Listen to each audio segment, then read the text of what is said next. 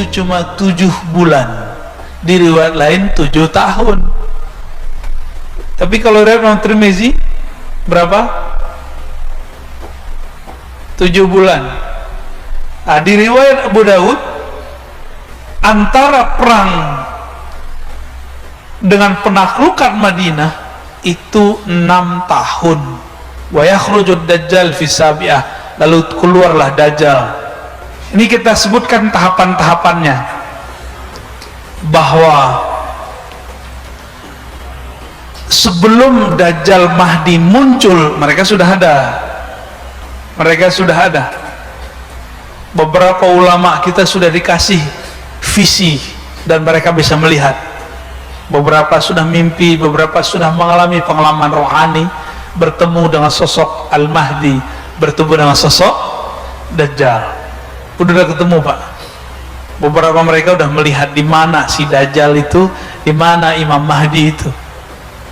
Jadi sosoknya sudah ada.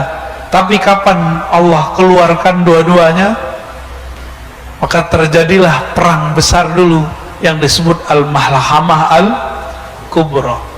Tapi di perang Malhamah itu sebenarnya Imam Mahdi sudah keluar, cuma belum semua orang tahu. Dajjal pun sudah bergerak, tapi di belakang layar. Keluarlah kemudian puncaknya, jika Dajjal keluarnya 40 hari 40 malam. Al-Mahdi itu dia saktinya luar biasa. Semua keilmuan yang pernah ada di masa lalu itu ada pada beliau. Maka Al-Mahdi nggak pernah takut sama Dajjal, hidupnya santai karena dia mengenal Allah. Ala inna awliya Allah la khaufun alaihim wa lahum yahzanun. Para wali nggak ada takutnya. Jadi antum kalau cemas ini nur kewaliannya hilang udah. Al-Mahdi itu presidennya, pemimpinnya para wali.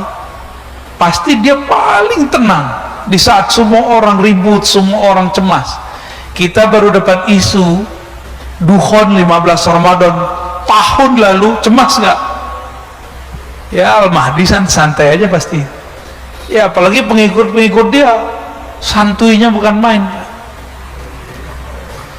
Dan nggak mungkin Al-Mahdi itu sekarang nonjol-nonjolin dirinya, apalagi nongol-nongol di YouTube ngaku-ngaku udah ketemu Tuhan. Nggak mungkin, ya. Dan kurang canggih Al-Mahdi kalau mimpi ketemu Tuhan, ketemu Allah, ketemu Nabi. Al-Mahdi dapat akses yang lebih mulia dari itu. Maka jangan percaya dengan Mahdi-Mahdi palsu, semua di prank itu, ya. Jadi ada Mahdi di prank, Pak. Nah itu muncul di akhir-akhir hari ke-40, udah hari ke-30-an, itu Allah turunkanlah Sayyidina Isa di Menara Putih. Di mana Menara Putih? Di timurnya Damaskus. Maka nanti bergerak dari Khorasan timur, kita ini bagian dari timur, cuma bukan Khorasan. Nanti bergerak. Di saat itu coba antum perhatikan hadis ini. Hal la taqumu sa'ah hatta yaghzuha 70,000 min Bani Ishaq. Tidaklah terjadi kiamat sehingga berperang padanya 70.000 keturunan Ishaq. 70.000 keturunan Ishaq berarti Israel bukan? Tuh, aneh udah sebut tadi, Taliban itu keturunan Kalbilah Fustun, salah satu keturunan Bani Ishaq. Ini nubuat Nabi nih. Maka jangan mau dia bawa bendera la ilaha illallah, mau dia bawa bendera apa, yang penting dia keturunan Bani Ishaq. Mereka nggak nolak kok, Pak. Mereka nggak nolak kalau mereka keturunan Ishaq. Fa idza ja'uha nazalu, jika mereka datang, nazalu, mereka menempati atau turun, falam yuqatilu bisilah, mereka tidak berperang dengan alat-alat senjata, walam yarmu bisahmin, di saat itu mereka tidak berperang menggunakan panah. Berarti olahraga akhir zaman apa dong? Tidak berperang dengan walam yarmu bisamin, saya suka panahan walaupun susah kenanya. Ini Fajar nih menyaksikan kalau saya main panahan, dari 10 yang kena atuh doang. Pas baca hadis ini alhamdulillah. Kenapa? Lam yarmu bisahmin, mereka tidak perang dengan melempar busur panah, tapi yang mereka katakan apa? Qalu la ilaha illallah wallahu akbar.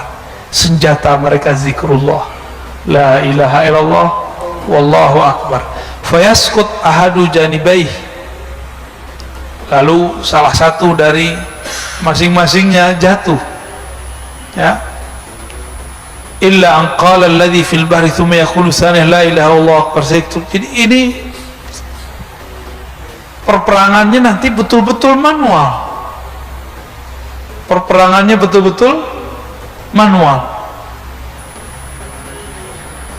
Ketika turun Nabi Isa, ternyata Dajjal ini sudah tahu nasib dia nanti. Yang akan menebas lehernya itu Nabi Isa.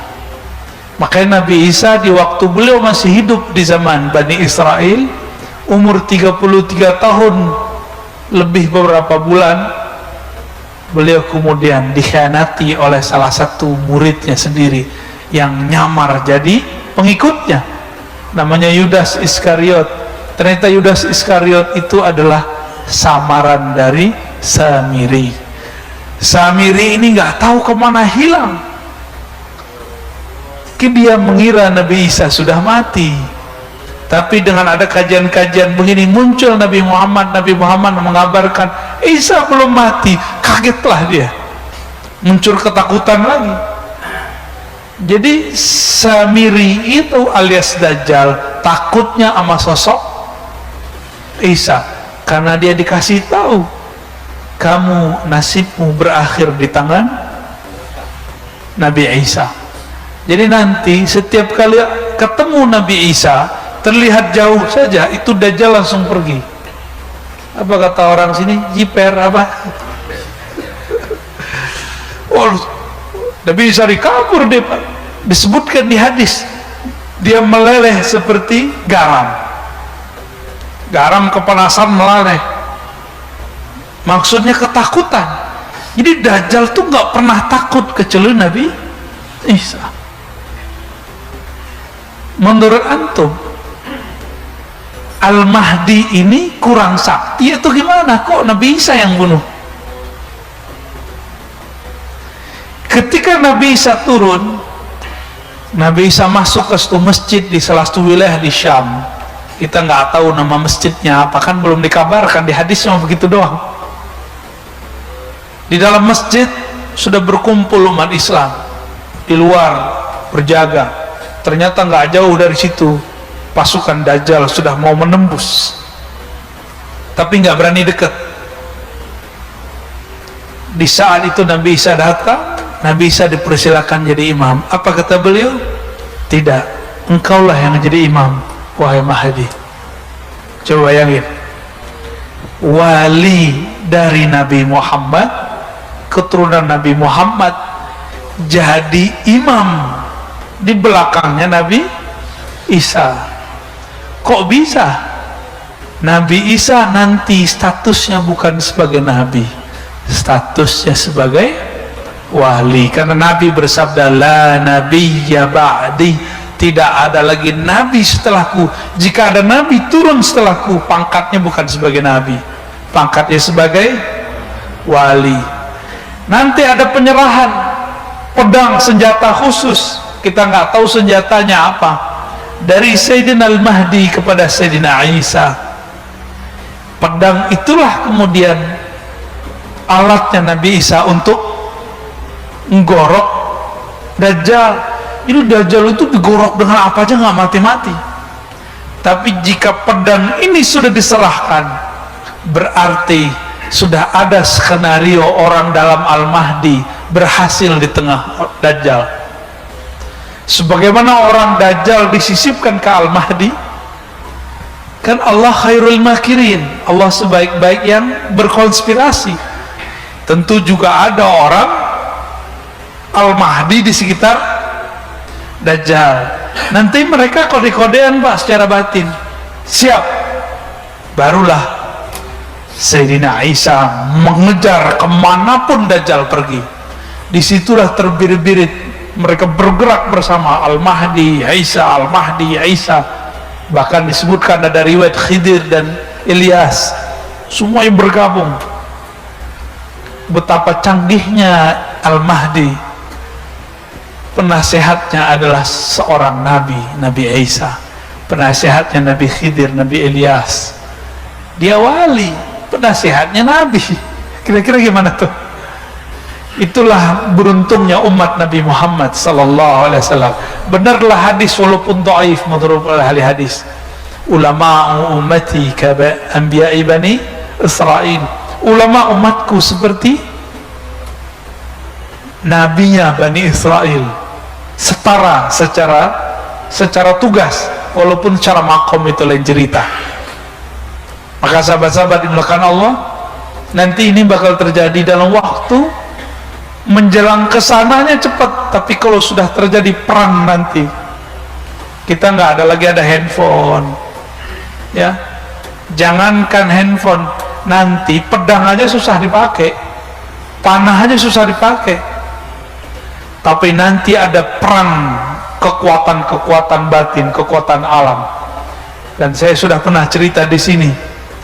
Nanti pohon-pohon, gunung-gunung, batu-batu, semuanya membisikkan kepada orang Islam, wahai Muslim, di sini ada Yahudi, di sini ada musuh Allah. Benar nggak? Itu antum bisa nggak mendengar pohon ngomong? Kalau nggak ngerti ilmunya bisa kabur kan? Atau bisa gila-gila sendiri. Itulah ilmu yang dulu dimunculkan kepada baginda Nabi SAW ketika Nabi jalan-jalan di Mekah. Itu bukit-bukit bebatuan, itu nyapa Rasulullah, assalamualaikum ya Rasulullah. Nabi masuk ke Madinah, banyak pohon, itu pohon-pohon patuh sama Nabi. Itu ngomong pakai bahasa lisan atau pakai bahasa rohani? Rohani Pak. Kalau Bapak coba pakai bahasa lisan, coba aja pohon tuh ngomong, ya, saya jamin gagal. Tapi Allah mengatakan, dengan apa kita berdialog dengan alam? Nah, ini kata kunci. Tidaklah ada sesuatu, wa in min syai', tidaklah ada sesuatu kecuali yusabbih, bertasbih.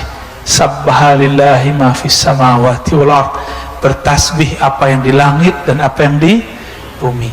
Maka belajarlah mentasbihkan badan kita, mentasbihkan batin kita, maka nanti kita akan bisa berdialog dengan bahasa-bahasa tasbih alam semesta. Baru bisa ngerti Pak nanti mereka ngomong apa. Maka nanti walaupun kelompok Al-Mahdi ini sedikit, tapi tentaranya itu alam. Air berbicara, pohon berbicara, batu berbicara, kecuali ada satu pohon namanya Al-Gharqad yang sekarang sudah ditumbuhin mereka, ya. Barangkali itu ada yang mau didiskusikan. Wah, pasti Pak Mirwan nih, langganan tetap. Tafadhol, langsung Pak Mirwan. Dengar. Assalamualaikum.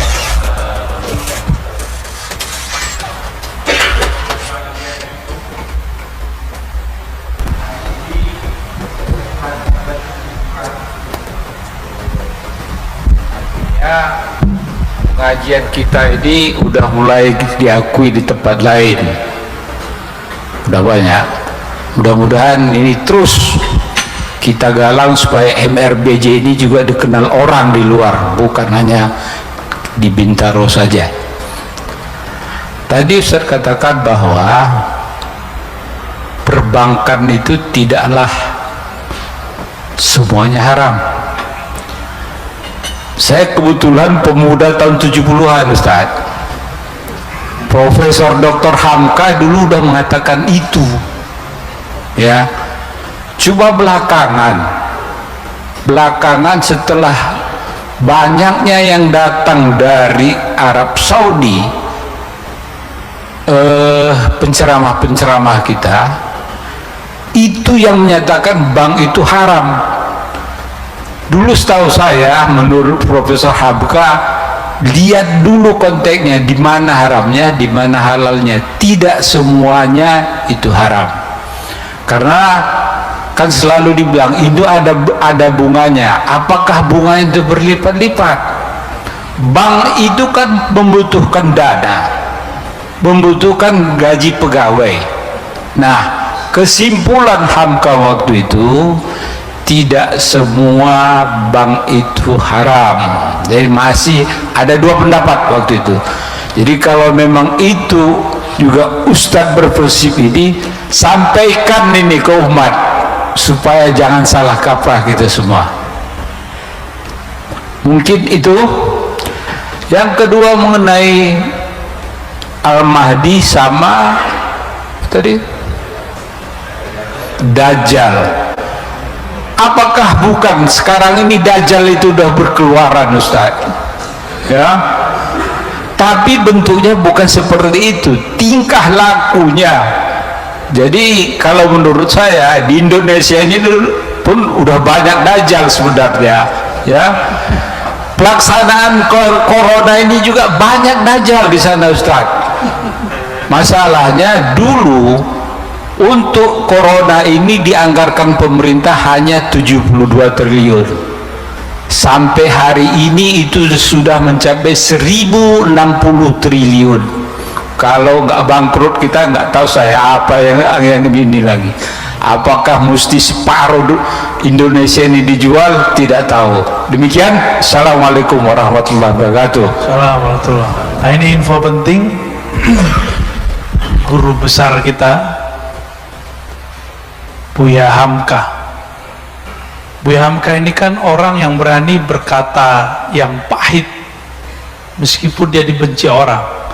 Di saat orang-orang Muhammadiyah saat itu kering dengan tasawuf, beliau nulis buku tasawuf modern. Bener gak?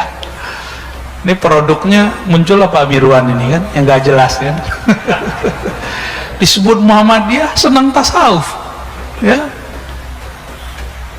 Buya Hamka di saat orang-orang saat itu mulai ada isu mengharamkan bank, tapi nggak ngerti hakikat sebenarnya, beliau berani ngomong tidak semua kok.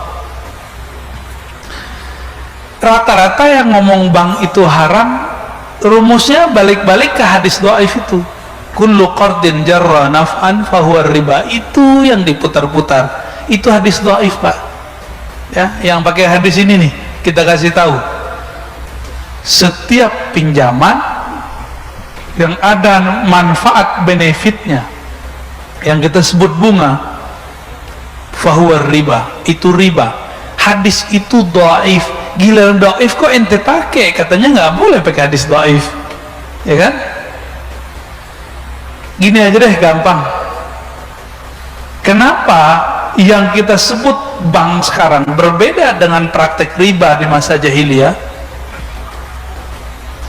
Coba aneh minjem misalnya ke Pak Mirwan nih, anggap aja Pak Mirwan adalah ustadz yang tadi yang pulang dari mana tuh, ya, mengharamkan bank. Anggap aja ya, Pak Mirwan pinjamkan saya 5 miliar, saya kembalikan dalam waktu 5 tahun.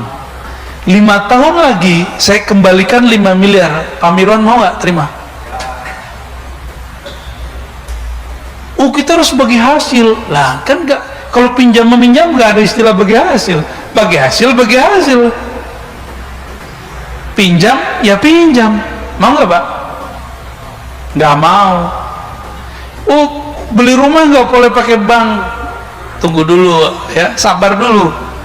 Antum beli rumah sekarang nih, kalau cash misalnya 1 M, kalau kredit di total misalnya 10 tahun jadinya 1,5 misal nih. Coba saya pinjam duit antum sekarang yang tas 1 M itu, 10 tahun lagi saya balikin 1 M juga, mau nggak? Oh, rumah aja naik, kan gitu kan ngomongnya. Itu riba bukan? Kan ada tambahan. Maka ada satu kejadian yang terjadi di zaman sekarang nggak ada di zaman Nabi. Pertama, uang kertas ataupun uang digital. Uang kertas sudah lewat lah Pak, ini bakal hilang nih. Nanti uang digital. Sekarang orang takut nggak bawa handphone karena di situ ada ya e-banking. Benar ya? Kita mau masuk tol, duitnya habis, tinggal ditempel doang kan sakti Pak. Nabi Sulaiman aja nggak bisa itu. Aneh serius Pak. Nabi Sulaiman aja nggak bisa itu. Nabi Sulaiman harus baca-baca innahu min Sulaiman wa innahu bismillahirrahmanirrahim, baru kemudian angin datang, setan jin tuh diutus. Kalau kita sekarang pencet-pencet aja nggak perlu pakai bismillah kan, pencet-pencet datang tuh. Motor aja bisa dibeli pakai pencet-pencet Pak sekarang. Antum bisa terbang dengan pencet-pencet itu, smartphone, bener. Jadi semua nabi menginginkan hidup di zaman kita sekarang. Wali-wali terdahulu ingin berjuang lagi Pak. Mungkin mereka pengen main handphone kali. Oh enggak, ini kita candain aja Pak. Wali-wali itu kalau ketemu mereka lebih banyak senyum-senyumnya daripada antum mukanya serius mulu kan. Serius belum tentu juga selamat akhir zaman. Santai aja lah kita. Nah di akhir zaman itu harusnya ngaji santai. Ini nyuruh berhenti kali ya.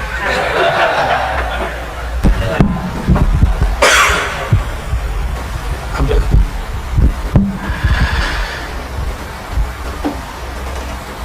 Maka ulama kita mengenai bank itu terpecah dua. Mayoritas mereka tidak mengharapkan bank. Maka bank yang tadinya bersumber dari Yahudi di Jerman, katanya kan begitu, itu diislamisasikan, muncullah bank syariah meskipun belum betul-betul syar'i. Karena banyak orang syar'i itu bagi dia kalau menguntungkan, kalau nggak menguntungkan nggak disebut syar'i. Enak amat. Ya, jadi banyak sekarang gerakan atau masyarakat apa istilahnya anti riba, tapi intinya adalah orang patah hati sama bank, yang melarikan diri dari bank, yang gagal, yang mungkin dulu pernah merasa dirugikan oleh ini, gampang dimasukin Pak sistem, maka kemudian muncul peminjam baru, orang-orang kaya di situ secara manual meminjamkan. Dia kan lupa duit yang dia pinjamkan itu produk bank, benar gak? Dan ada sahabat kita cerita, dia lucu, di satu kota di Jawa Barat, dia pernah menjadi murid salah satu ustadz yang sekarang mengharamkan bank itu secara membabi buta. Tapi pas selesai daurah, selesai training, ke penginapan, keluarganya ditanya sama muridnya ini, udah makan Bu? Mbak, udah, tadi beli GoFood. Bingung dia, lah katanya haram. Jadi mereka masih pakai rumus tradisional, ada tambahan berarti Ustadz ente nggak ngerti, ente itu jahil. Lah kita boleh berbeda tapi jangan ngomong jahil. Antum berani nggak ngomong Darul Ifta di Mesir itu jahil? Dan ini saya sampaikan secara terus terang. Sekarang yang nyerang mengkritisi itu, lucunya adalah tamatan Al-Azhar Kairo, Mesir. Ini kita sebut aja nih karena nama-nama kita mulai disebut sama mereka. Tapi saya tahu teman-teman di sana juga beragam ya. Ada yang bilang Ar-Razi jahil, nggak masalah bagi saya. Tapi ente nggak mikir guru-guru ente di Al-Azhar, guru-guru ente Darul Ifta itu menghalalkannya. Kenapa aneh yang diserang? Kenapa nggak serang Masyaikh Al-Azhar? Serang Syekh Ahmad Thayyib, Syekh Ali Jum'ah, ya, Dr. Syauqi, Dr. Amr, ya, banyak di sono, Syekh Usama. Kenapa nggak mereka yang antum kata-katain? Nggak berani, takut kualat. Sama Ar-Razi nggak takut kualat. Jadi kadang-kadang mau ngeritik nggak mikir dulu, kalau dia ngambil ilmu dari ulama yang ulamanya menghalalkan ini dan merevisi fatwa itu. Dia masih pakai fatwa yang jadul, katanya tamatan Mesir tapi ngajinya ala Saudi. Loh, ente kok berani ngomong begitu? Ya mereka berani ngata-ngatain kita, masa kita nggak berani juga ngata-ngatain balik, Pak? Ya, kita ini sudah zaman terus terang hari ini. Mereka udah nggak malu untuk ngata-ngatain orang, ya kita juga nggak takut kok. Insya Allah kita nggak lana khawful matalaim. Selama ada dalilnya, ada ulama bersama kita tetap akan berani, insya Allah. Bahkan mohon maaf Bapak Saudara, Allah, beberapa opini kita boleh berbeda, tapi jangan gunakan kata-kata hujatan. Karena antum sekali menghujat, bisa panjang ceritanya nanti. Bisa-bisa kita meragukan LC-nya ntar, ya. Karena masyayikh mereka menghalalkan, dia kok mengharamkan, ya. Ya mohon maaf kalau ada yang tersinggung, alhamdulillah, ya. Ada yang ditanya lagi? Ya, udah. Jangan-jangan antum ini nih lulusan Ciputat nih. LC. Ya, Assalamualaikum warahmatullahi wabarakatuh. Saya baru pertama kali kesini, Ustadz, dan saya udah tonton. Saya dari Rawamangun tadi jam 4. Masya Allah. Berangkat jam 4 kurang, jadi menarik sekali. Apalagi tasawufnya juga saya ikutin kok. Ini menarik soal bank ya, karena kalau bicara tentang tadi pinjaman ada benefit lebih, karena saya memang punya background kan finance ya. Artinya ada yang namanya proses time value of money gitu. 1 miliar dikeluarkan sekarang mau diambil atau mau 2 miliar 10 tahun lagi gitu kan. Artinya bagaimana pandangan Islam sendiri dalam hal memadukan antara, kan ada istilahnya pertumbuhan ekonomi, ada inflasi, itu kan nilai pasti berubah ya.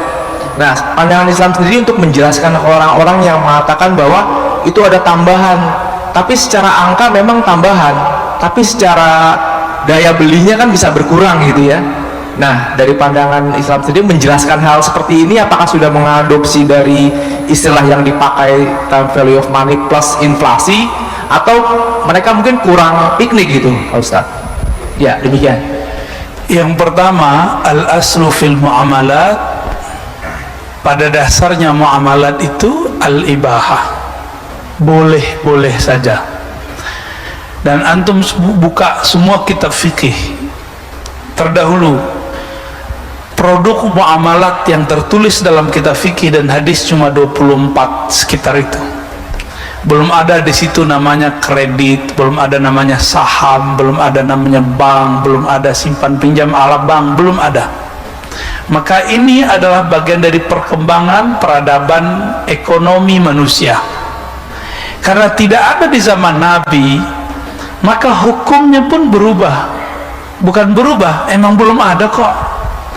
Maka ulama menyebutkan kaidah ini, selama tidak ada dalil yang mengharamkannya, maka dia tidak haram.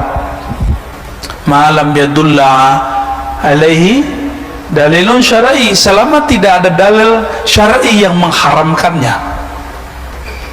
Itu satu. Yang kedua, muamalat dalam Islam itu terbuka, maftuhah. Apa buktinya? Dinar dirham itu sistem Nabi atau sistem yang sudah ada sebelum Nabi? Ayo. Nabi ketika berdagang ke Syam itu pakai dinar dirham bukan? Berarti sudah ada sebelum Nabi bukan? Jadi jangan salah kira, dinar dirham bukanlah sistem ekonomi Rasulullah sallallahu alaihi wasallam. Ini perlu diingat. Dinar dirham adalah sistem ekonomi yang dipakai, alat tukar yang dipakai oleh Rum dan Persia. Oke. Lalu Nabi adopsi nggak? diadopsi, dan ternyata secara inflasi, karena dinar itu emas, dia aman dari inflasi. Bener, inflasinya nggak begitu. Jatuhnya emas, naiknya emas kan kemarin sempat naik ya, waktu kita awal corona sempat naik, tapi turunnya juga pelan banget, pelan, sangat stabil.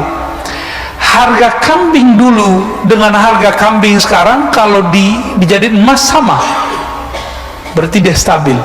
Bener nih yang usaha kambing nih, bener bang, bener bang ya, Bang Roy ya, tuh tanya sama dia pak kalau nggak percaya Pak.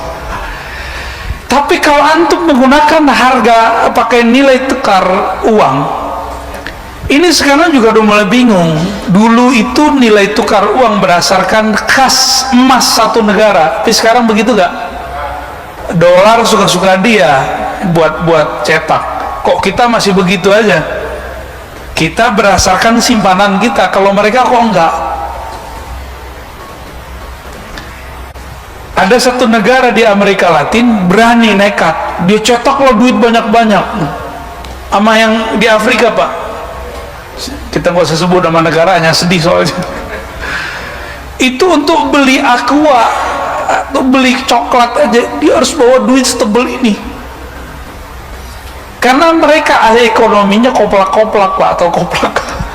Dia kira kalau nyetak duit banyak-banyak nggak inflasi,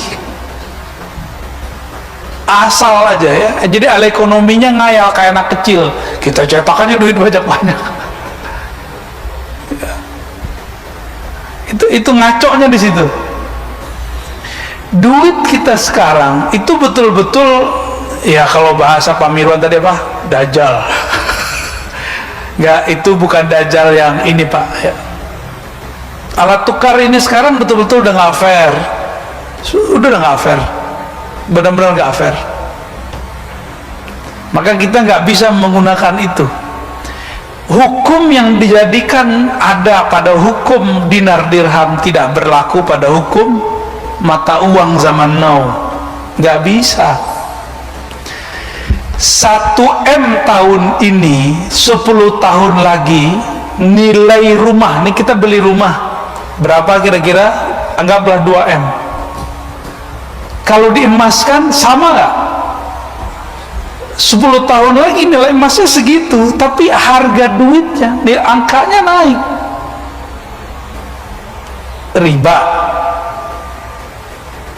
Riba nggak?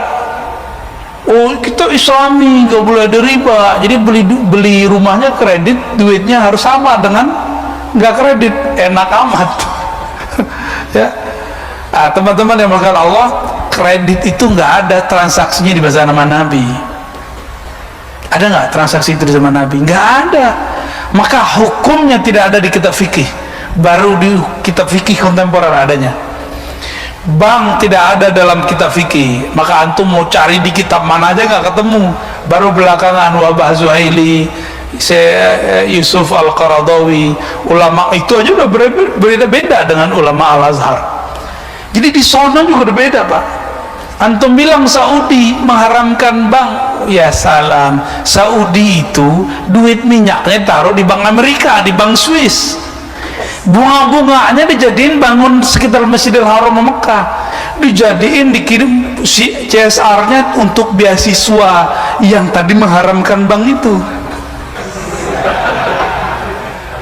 Nggak percaya cek sendirilah ya. Itu mah cuma batuk-batuknya mereka doang, tai-tainya minyak itu. Nggak nyadar mereka mengharamkan sesuatu yang mereka makan. Ya, yaudah, mutu bi ghaizikum. Itu jangan diterjemahkan secara harfiah ya.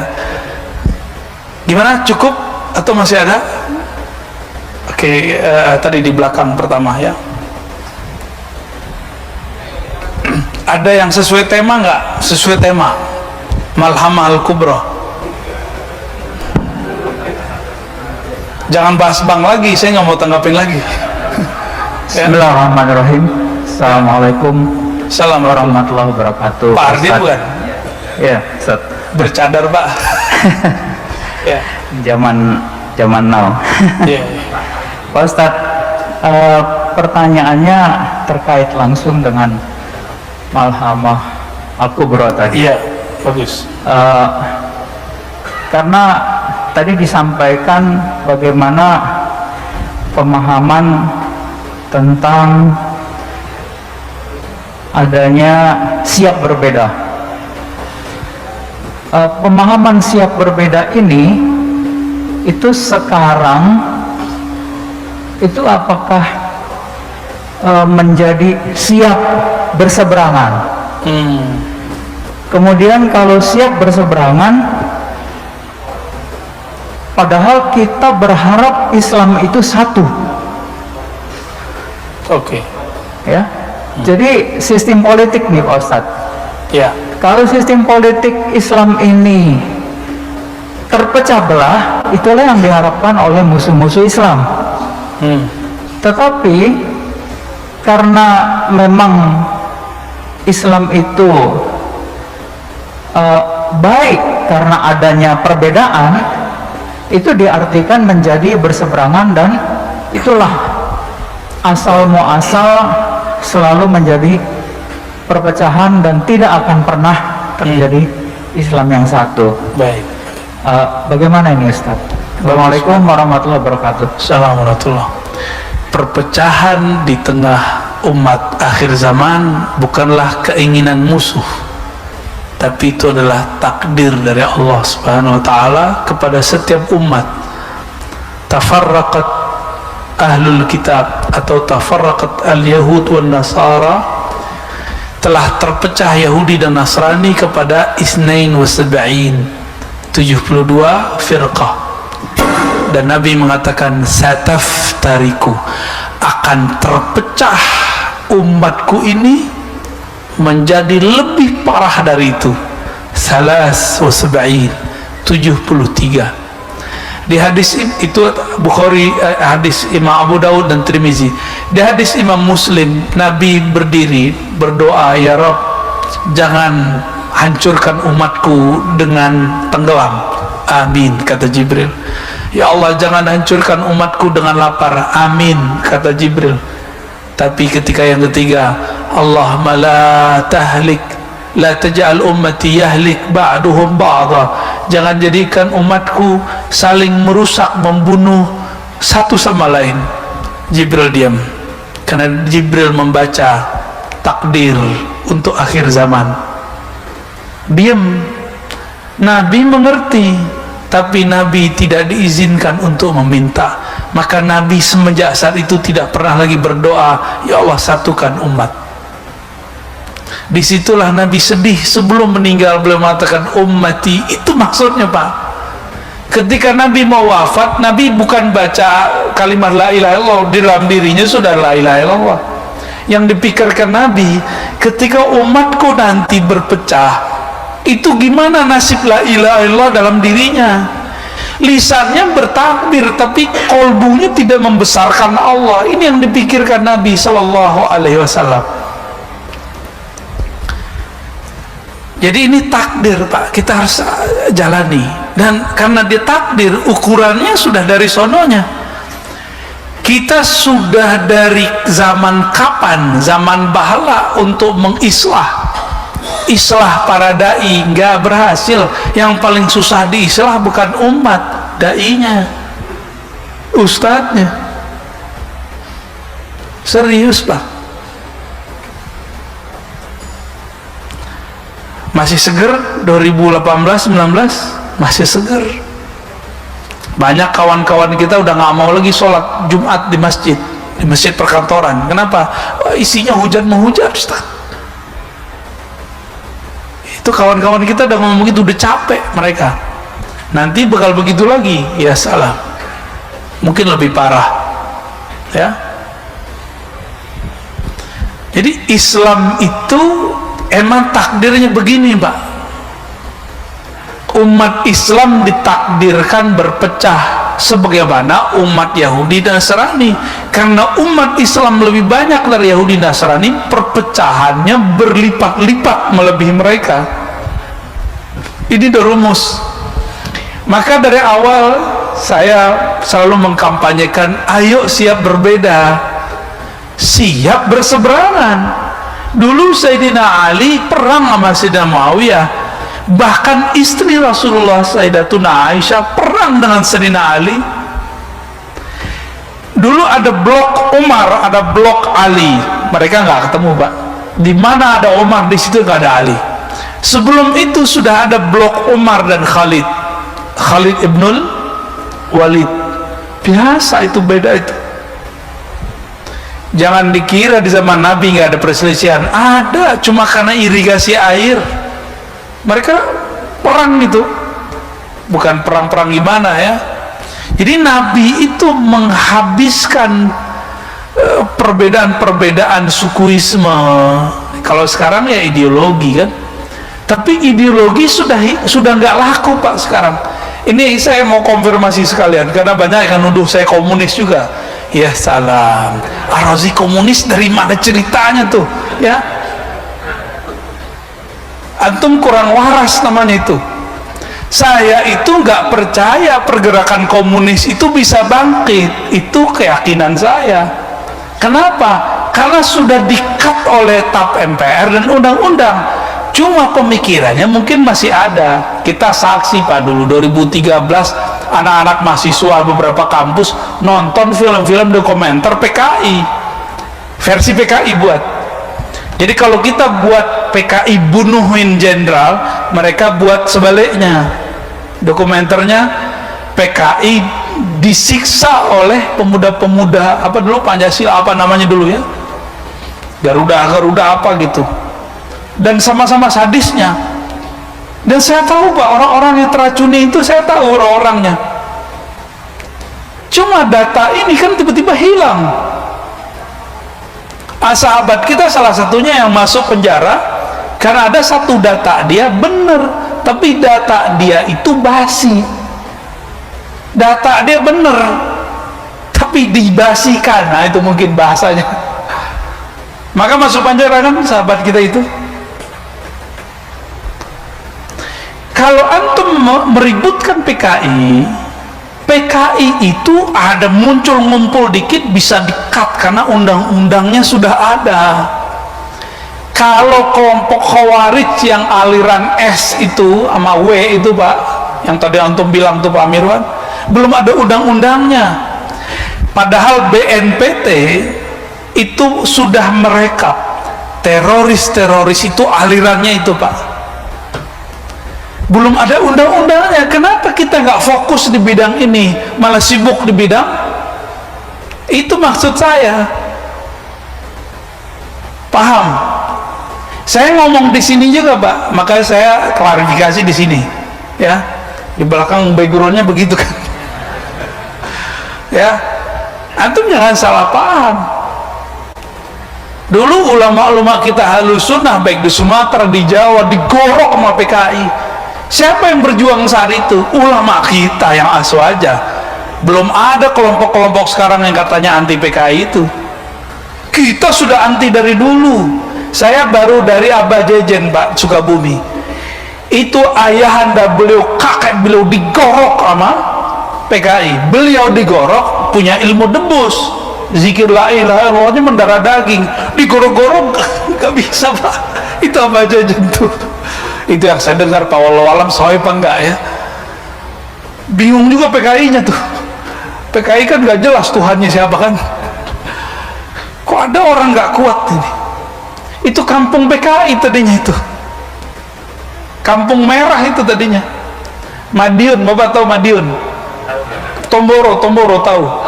Di situ ada dulu guru Al-Fatah dari Sunda datang ke sana ngajar, lalu kemudian jadi pesantren Tomboro, maka disebut Al-Fatah, ya. Ya, tapi tarekatnya bukan tarekatnya Syekh Al-Fatah Idrisiyah, tarekatnya sekarang Naqsyabandiyah, menjadi pusat JT. Itu dulu juga merah, Pak. Dan mereka itu aswaja Ahlus Sunnah, korban dulu itu. Saya ini mantunya orang Tuban, ya. Itu dulu kiai-kiai sono curhat, kami ini dulu kiai-kiai kami ini digorok oleh mereka. Sekarang mohon maaf, saya bukan orang NU Pak, tapi ketika antum tuduh orang NU PKI, antum salah alamat. Orang NU itu kiai-kiainya dulu adalah korbannya PKI. Di mana kita saat itu? Walaupun saya bukan orang struktural Pak ya. Terus Ar-Razi NU apa? Saya aswaja aja Pak. Ahlus sunnah wal, antum silakan mau bilang apa ya, saya ahlus sunnah aja. Karena sekarang NU juga bingung kita ya, ada NU SAS katanya, ada NU garis lurus, kan bingung kita Pak.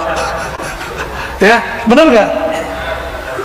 Waktu Hadratus Syekh Hasyim Asy'ari ada, Syekh Ahmad Dahlan ada, kan gak ada garis-garis begitu, gak ada sebutan sasas begitu kan gak ada. Nah, saya yang itu aja Pak, yang ikut Hadratus Syekh itu, yang beliau mengatakan Ahlus Sunnah itu berakidah Asy'ariyah Maturidiyah, bermazhab yang 4 atau Syafi'i salah satunya, dan bertasawuf. Saya aswajanya itu. Guru saya Allah yarham Syekh Ali Mustafa Yaqub, beliau pernah jadi ketua syura NU, tapi di akhir hayatnya oleh yang sekarang ditendang. Beliau pun juga sudah nggak mau lagi, dan beliau fokus jadi muallim. Maka yang saya ambil dari ulama-ulama Ahlus Sunnah Nahdiyin adalah ilmu ta'limnya ya, karena itu yang mahal dari mereka, dan yang tidak ada di sebagian kiai ada di kiai saya, ilmu berani Pak. Bener gak? Antum masih ingat memori Kiai Ali Mustafa Yaqub? Itu orang berani. Di saat orang-orang ngomong A, beliau ngomong B, gak ada rasa takut. Nah berani yang itu tuh turun sama kita Pak dikit, makanya agak sedikit berani Pak. Alhamdulillah ya. Jadi Pak Ardin, kita cukup menjaga persaudaraan dalam perbedaan, tidak usah mempersatukan. Jadi dalam Al-Quran kalimatnya fa'aslihu, islahlah, bukan satukan. Islah itu artinya mencari kemaslahatan, mencari titik temu, titik persamaan meskipun kita berbeda. Saya baru waktu yang lalu dipertemukan dengan Kiai Idrus ya, NUGL ya, sama Syekh Abdul Somad. Saya manggil beliau Syekh karena Habib Lutfi memberi gelar beliau Syekh, karena kalau dipanggil Ustadz kayaknya terlalu rendah ya. Saya lebih senang manggil beliau Syekh ya. Bukan berarti saya NUGL juga Pak ya. Bukan berarti jalur pergerakan saya sama juga dengan Syekh Abdul Somad. Kami siap berbeda, tapi dalam usul, dalam pokok Ahlus Sunnah kami sama. Bapak siap berbeda, ustadznya siap beda, Bapak siap nggak siap beda? Ustadznya udah siap beda, antum nggak siap beda, terus ustadznya siapa? Lo ustadz, politik kan bagian dari agama. Iya, prinsip berpolitik, tapi furuk politik tidak masuk bagian dari rukun beragama ya. Maka kalau nanti ada perbedaan lagi mengenai siapa presiden masa depan, tolong jangan kaget, biasa aja, tapi nanti jangan tanya ke aneh ya, insya Allah nggak akan dijawab. Saya nggak sibuk memikirkan siapa presiden masa depan Pak. Yang saya sibukkan bagaimana nasib umat masa depan. Siapkah kita menjadi pengikut Al-Mahdi, atau kita malah membiarkan diri kita menjadi pengikut Dajjal? Demikian kira-kira, sudah mau 6:30 ya. Semoga majelis ini diberkahi Allah. Semoga ini simbol kita mau islah. Saya yakin di antara antum ada yang nggak sepakat dengan saya masalah A, B, C, D, tapi mau duduk bersama. Ini yang kita mau. Semoga nanti majlis ini menjadi majlis, menjadi masjid, simbol pertemuan para dai. Di Pekanbaru sahabat-sahabat kita sudah buat pertemuan dai setiap malam Jumat, kajian Sahih Bukhari. Dulu saya sudah sampaikan Pak, mungkin nggak bisa setiap malam, setiap minggu, sekali sebulan aja ada beberapa ustadz berdiri di depan yang semanhaj Ahlus Sunnah wal jamaah mengkaji kitab. Kalau di sana sudah ada Bukhari, mungkin di sini Muslim kali Pak, ya, atau kitab apa gitu. Kalau bisa tiap bulan lebih indah, tiap minggu lebih indah. Anak-anak muda punya pergerakan Islam, tapi anak muda kan galau, ya, belum tahu arahnya kemana. Harus didampingi oleh ustadz-ustadz yang tidak galau. Jangan nanti ustadznya galau juga Pak. Repot kita. Manhajnya nggak boleh manhaj al-galawi. Manhajnya harus manhaj yang wadih, manhaj yang terang benderang. Yang Nabi katakan, aku tinggalkan kamu malamnya seperti siangnya. Ya, semoga nanti dilanjutkan ini obrolan kita. Nanti bakal ramai Pak, insya Allah. Kajian-kajian Ahlussunnah itu dirindukan. Kita buat kajian gak jauh dari sini, kajian Al-Hikam itu sudah ramai sekali. Sampai saya mikir, ini gimana caranya biar orang tetap jaga jarak. Ya masih bisa dikendalikan sampai sekarang. Tapi nggak tahu sampai kapan nanti. Bisa-bisa nanti dipindah ke sini Pak, kajian Al-Hikamnya. Siap nggak Pak tuh? Tapi ngajinya jam 12 malam.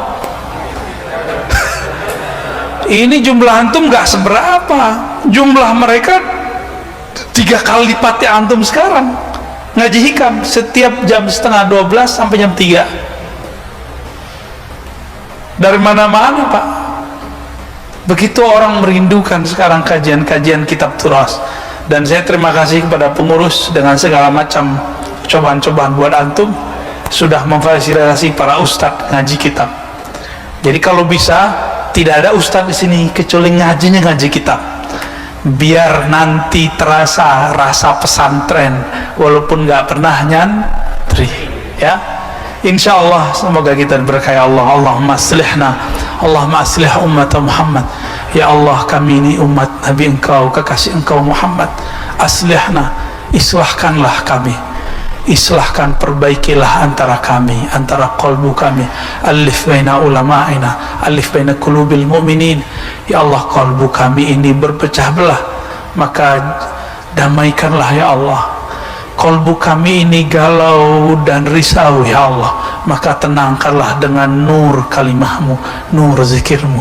Ya Allah, kami ingin menjadi kekasihmu. Faja'alna min awliyaik, maka angkatlah kami, jadikanlah kami orang-orang yang termasuk wali-walimu, kekasih-kekasihmu. Ya Rabb, jika Engkau panjangkan umur kami, maka takdirkan kami ya Allah yang bersama di barisan Al-Imam Al-Mahdi. Jika tidak ya Allah, maka jangan Engkau panjangkan hidup kami, jadikan kami mati syahid dalam perjuangan.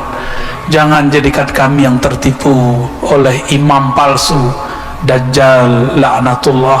Rabbana atina fid dunya hasanah wa fil akhirati hasanah wa qina adzabannar. Wa sallallahu ala nabiyyina Muhammad walhamdulillahi rabbil alamin. Assalamualaikum warahmatullahi wabarakatuh.